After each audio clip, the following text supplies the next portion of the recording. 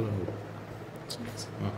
Cautious theorem third version very important statement చూడండి. If gamma naught and gamma 1 are two closely rectifiable curves and gamma naught asymptote is homotopic to gamma 1, gamma naught homotopic to gamma 1. అప్పుడు ఇక్కడ theorem conclusion ఏంటంటే line integral along gamma naught చేసినా line integral along gamma 1 చేసినా ఒకటే. ఇప్పుడు when gamma naught and gamma 1 are homotopic అయితే homotopic అంటే meaning ఏంటంటే గామా నాట్ క్రాస్ గామా అంటే సపోజ్ ఏబి అనేది హోమోటోపిక్ అనుకోండి, ఏ క్రాస్ బి మీద ఒక కంటిన్యూస్ ఫంక్షన్ చెప్పగలుగుంటారు మీరు. అంటే gamma naught cross to gamma 1 ఒక ఫంక్షన్ కంటిన్యూస్ ఫంక్షన్ డిఫైన్ చేయగలిగితే దాన్ని హోమోటోపిక్ అంటాం. అది ఫస్ట్ ఆ హోమోటోపిక్ డెఫినేషన్ వెన్ థియరంలోకి వద్దాం. ఓకే, ఫస్ట్ డెఫినేషన్ చూడండి. Let gamma not or gamma 1, gamma not ఎక్కడి నుంచి ఎక్కడికి close interval 0,1 to G, gamma 1 కూడా క్లోజ్ ఇంటర్వల్ 0,1 to G. ఆ టూ రెక్టిఫైబుల్ కర్వ్స్ అయినప్పుడు ఆ రెండు హోమోటోపిక్ ఇవ్వాలంటే ఒక ఫంక్షన్ డిఫైన్ చేసి ఉండాలి. ఎక్కడి నుంచి రెండుకి డొమైన్ ఏంటి 0, క్లోజ్ ఇంటర్వల్ 0,1 ఉన్నాయి కదా. ఇక్కడ 0,1 close interval 0,1 cross to 0,1 to జీకి ఫంక్షన్ డిఫైన్ చేయగలిగి ఉండాలి. ఆ ఫంక్షన్ ఇద్దరు ప్రాపర్టీస్ హోల్డ్ చేయాలి. అంటే ఇది గామా ఫంక్షన్, ఇది మన బీటా గామా ఫంక్షన్ గామా మోడల్లో ఉంచి ఉంటుంది.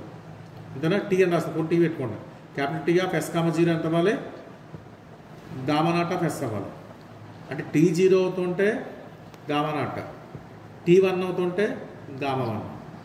వాడు సపోజ్ ఒకవేళ SI 0 అయిందనుకోండి, S0 అయినా S1 అయినా రెండు ఫంక్షన్లు ఈక్వల్ అవ్వాలి. అలా టీని డిఫైన్ చేస్తాం. అర్థమైందా? టీలో టీ అనేది S, 2 వేరియబుల్స్ ఉన్న ఫంక్షన్. ఎందుకని మరి ట్రాన్స్పోర్ట్ రాసాం కదా. ట్రాన్స్పోర్ట్ అంటే ఆర్డర్ పేర్స్ ఉంటాయి. ఆర్డర్ పేర్లో సెకండ్ కాంపోనెంట్ 0 అయితే గామా నాట్ వస్తుంది, ఫస్ట్ కాంపోనెంట్ 0 అయితే గామా 1 వస్తుంది బేస్లో. అలాగే ఒకవేళ S0 అయిపోతే S0 అయినా S1 అయినా ఒకటి రెండు ఈక్వల్, అలా డిఫైన్ చేస్తాం. ఇప్పుడు ఈ టీ అనే ఫంక్షన్ అవుతుందంటే కంటిన్యూస్గా డిఫరెన్షియబుల్ అవుతుంది. ఇక్కడ టీ అనేది 2 వేరియబుల్స్ డిపెండ్ అయింది కాబట్టి పార్షియల్ డెరివేటివ్ ప్రాపర్టీ హోల్డ్ అవుతుంది. పార్షియల్ డిఫరెన్షియేషన్ అంటే సెకండ్ ఆర్డర్లో ఫస్ట్ ఎస్తో చేసి తర్వాత టీతో చేసినా, టీతో చేసి ఎస్తో చేసినా రెండు సేమ్ వాల్యూస్ వస్తాయి. ఇప్పుడు మనం ప్రూవ్ చేసిన వల్ల ఏంటి, ఈక్వాలిటీ ప్రూవ్ చేయాలి ఇంటిగ్రేషన్ మీద. అప్పుడు ఫస్ట్ ఏం చేస్తాం, ఇంటిగ్రేషన్ మీద ఒక ఫంక్షన్ డిఫైన్ చేస్తున్నాం, జీ అనే function. 0,1 to f of t of S, t do t by do s S, t ds అని ఫంక్షన్ డిఫైన్ చేస్తాను. ఇప్పుడు ఏం చెప్పాలంటే మీ ఫంక్షన్ ఫస్ట్ కాన్స్టెంట్ ఫంక్షన్ చెప్పాలి. కాన్స్టెంట్ ఫంక్షన్ అవ్వాలంటే అవ్వాలి కానీ డిఫరెన్షియేషన్ 0 అని చెప్పాలి. దానికన్నా ముందు మీరు ఏం ప్రూవ్ చేయాలంటే ఇనిషియల్ వాల్యూ అంతా ఇక్కడ 0 కదా, G0 అన్నా G1 అన్న ఒకటే అని చెప్పాలి. అందువల్ల టీ ప్లేస్లో 0 పెట్టినా టీ ప్లేస్లో 1 పెట్టినా రెండు ఈక్వల్ అని చెప్పి అప్పుడు కాన్స్టెంట్ ఫంక్షన్ చెప్పాలంటే డిఫరెన్షియేషన్ వాల్యూ 0 అని చెప్తే చాలు. అప్పుడు దాన్ని థియరం ప్రూవ్ అవుతుంది. ఫస్ట్ టీ ప్లేస్లో 0 పెట్టండి, G0 అంటే f dash of t of S, 0 do by do t of S, 0. T of S, 0 అంటే మనకి ఇక్కడ గామా నాట్ డెఫినేషన్ చూడండి. దేర్ఫోర్ ఇక్కడ ఏం రాయచ్చు మనం, f of t of S, 0 ప్లేస్లో గామా నాట్ రాస్తాం. Gamma naught of S. Next ఇక్కడ డిఫరెన్షియేషన్ ఉంది కదా, ఇక్కడ gamma not dash of S ds అని రాస్తాం. ఇది మొత్తం మీద దేని మీద డిపెండ్ అయింది ఇంటిగ్రేషన్ ఉంది ఇక్కడ గామా నాట్ మీద. కాబట్టి లైన్ ఇంటిగ్రల్ అనేది గామా నాట్ ఆఫ్ F అని రాస్తాం. అలా నెక్స్ట్ మళ్ళీ G ఫంక్షన్లో టీ ప్లేస్ 1 పెట్టండి. 1 పెడితే ఇక్కడ ఎంత వస్తుంది మనకి, t of S, 1 do by do t of S, 1. T of S, 1 అంటే ఎంత మనకి గామా 1. కాబట్టి f ఆఫ్ గామా 1 ఇది do by do s of gamma 1 వచ్చింది. అంటే మొత్తం ఇంటిగ్రేషన్ అంతా గామా 1 డిపెండ్ అయింది, అది రాసాం. G1 వచ్చింది. ఇప్పుడు మనం ఇప్పుడు ఇంప్రూవ్ చేయాలి ఫర్ ఈక్వాలిటీ, రెండు ఈక్వల్ అని చెప్పాలి. దానికోసం ఇంప్రూవ్ చేయాలి G0 ఈక్వల్ టు G1. అది ప్రూవ్ చేయాలంటే ఏమవ్వాలి, ఫంక్షన్ కాన్స్టెంట్ ఫంక్షన్ అవ్వాలి. ఇది ప్రూవ్ చేయాలంటే ఫంక్షన్ కాన్స్టెంట్ ఫంక్షన్ అవుతుంది చెప్పాలి. కాబట్టి ఫంక్షన్ కాన్స్టెంట్ ఫంక్షన్ అవుట్ కోసం ఏం చేస్తారంటే జీని టీతో డిఫరెన్షియేషన్ చేయండి. డిఫరెన్షియేషన్ చేయడం అంటే ఇక్కడ జీని దేంతో ఇంటిగ్రేషన్ చేస్తాం, టీతో చేయమంటున్నాను.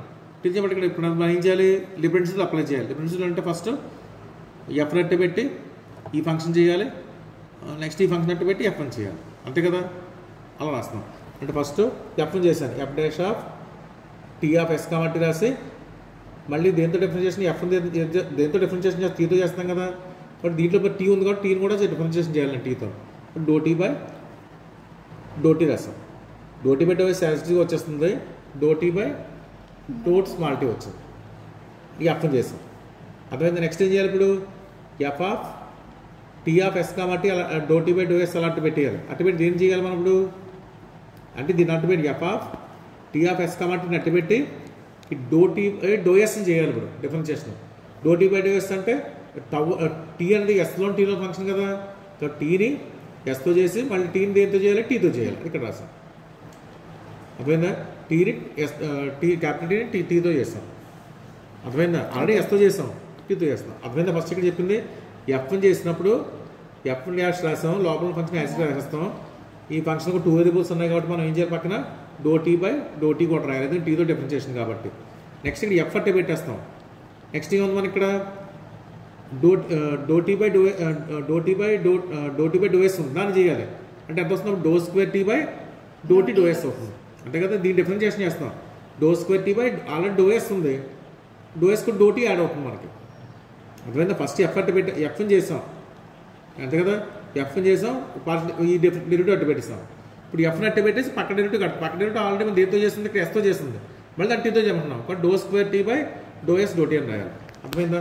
ఇది మొత్తం మీద ఫంక్షన్ ఏమవుతుంది, ఇదంతా కలిపితే ఎఫ్ సర్కిల్ టీకి పార్షియల్ డెరివేటివ్ అవుతుంది. ఇక్కడ రాస్తాం f circle t of do t by do t d s అని రాసాం. అంటే ఇక్కడ డిఎస్తో ఇంటిగ్రేషన్ చేస్తున్నాం, డిఎస్తో డిఫరెన్షియేషన్ కూడా చేస్తున్నాం. ఇక్కడ ఇంటిగ్రేషన్ డిఫరెన్షియేషన్ క్యాన్సిల్ అయిపోయి కొన్ని లోపల ఫంక్షన్ మిగిలింది. ఈ ఫంక్షన్లో ఏం చేయాలి, మనం టీ అంటే మన క్యాపిటల్ టీ అంటే ఏంటి, ఎస్ కామా టీ కూడా ఎస్ కామా టీ రాసాం. Capital is not a function, is function of s comma t. ఇప్పుడు అప్పర్ లిమిట్ సబ్స్టిట్యూషన్ చేయండి. ఒకసారి ఏం రాయాలి, టీ ప్లస్ 0 పెట్టాలి, ఒకసారి టీ ప్లస్ 1 పెట్టాలి. టీ ప్లస్ 0 అంతేనా, ఎస్ ప్లేస్లో కదా, ఎస్కి లిమిట్స్ ఇవి. ఇప్పుడు ఎస్ ప్లేస్లో ఒకసారి 0, ఎస్ ప్లేస్లో ఒకసారి 1 పెట్టాం. ఎస్ ప్లేస్లో 0 పెట్టినప్పుడు ఏమొస్తుంది మనకి, టీ ఆఫ్ ఎస్ 0 టీ వస్తుంది. అప్పర్ లిమిట్ పెట్టినప్పుడు 1 టీ వస్తుంది, t of 1 t. Lower limit పెడితే టీ ఆఫ్ 0 టీ అవుతుంది. కానీ మనం స్టేట్మెంట్ రాసాం, టీ ఆఫ్ 0 టీ అన్న టీ ఆఫ్ 1 ఎస్ అన్న ఒకటే. కాబట్టి upper limit substitution value lower limit sub రెండు ఈక్వల్ అయిపోయాయి. క్యాన్సిల్ అయిపోయి 0 వచ్చింది. అంటే డిఫరెన్షియేషన్ వాల్యూ 0 ఫంక్షన్ కాన్స్టెంట్ అయింది. అంటే జీ ఆఫ్ 0 అని జీ ఆఫ్ 1 అన్న ఉంటాయి. జీ ఆఫ్ 0 అంటే ఎలా ట్రైన్కి వెళ్ళాలని గామా అంట, జీ అంటే ట్రైన్కి వెళ్ళాలని గామా. ఇది తీరం. అర్థమైందా? ఇదంతా గుర్తుపెట్టుకోవాలి. మళ్ళీ ఒకసారి చెప్తాను చూడండి. ఇక్కడ డిఫరెన్షియేషన్ ఉన్నప్పుడు ఫస్ట్ ఎఫ్ డాష్ రాస్తాం, ఇది యాజ్ రాస్తాం, ఇది కూడా యాజ్ రాసేయాలి. రాసి మళ్ళీ ఎఫ్ డాష్లో మనకి టీ ఉంది కాబట్టి ఏం చేస్తాం మనం, ఎఫ్ డాష్లో టీ ఉంది కాబట్టి ఏం రాయాలి, ఇక్కడ do capital T by do s రాయాలి, అది రాసాం. అర్థమైందా? ఎఫ్ డాష్ కట్టాం రాసిన మన లోపల ఫంక్షన్ కూడా డిఫరెన్షియేషన్ చేయాలి కదా. అంతే కదా. మనకి ఎఫ్ సర్కిల్ జీ ఉన్నప్పుడు మనం ఏం చేస్తాం, ఎఫ్ ఆఫ్ జీ ఉంటే ఎఫ్ డాష్ ఆఫ్ జీ పక్కన జీని మళ్ళీ డిఫరెన్షియేషన్ చేయాలి. కాబట్టి టీని కూడా టీతో చేయాలి, అందువల్ల ఇక్కడ రాస్తాం. ఇక్కడ మీకు అదే రాస్తాం, టీని కూడా టీతో చేస్తాం. నెక్స్ట్ ఏం చేయాలి, ఈ ఎఫ్నేను డో టీ ఎఫ్ ఇది ఎలా అంటే పెట్టేస్తాం, దీన్ని చేయాలి. మళ్ళీ ఆల్రెడీ ఒకసారి ఎస్తో చేస్తాం, ఇంకోసారి టీతో చేస్తాం కాబట్టి పార్షియల్ సెకండ్ పార్షియల్ డెరివేటివ్ వస్తుంది. ఇక్కడ రాస్తాం. అర్థమైందా? పేపర్ నోట్ చేసి వెరీ వెరీ ఇంపార్టెంట్.